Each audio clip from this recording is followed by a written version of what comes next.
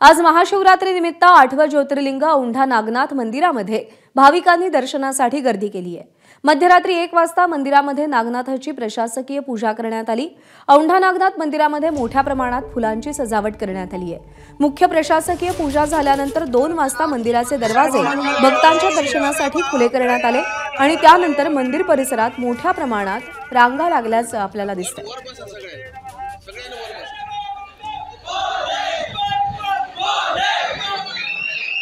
मी सध्या औंढा नागनाथ मंदिरामध्ये आहे आणि आपण या ठिकाणी बघू शकता ही स्पेशल दर्शनाची रांग आहे आणि या रांगेमध्ये मध्यरात्रीपासून गर्दी आपल्याला पाहायला मिळते। ही बघू शकता या ठिकाणी जे काही मंदिराचा पैसे असतात ते दिल्यानंतर विशेष पास मिळत असते आणि त्याच पासची ही गर्दी या ठिकाणी बघू शकता। तरी दुसरीकडल्या साईडला बघू शकता ही जनरल दर्शनाची रांग आहे।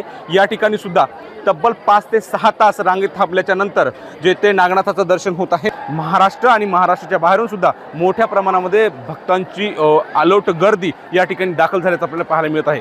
माधव दिपके, एबीपी माझा, औंढा नागनाथ, हिंगोली। एबीपी माझा, उघडा डोळे बघा नीट।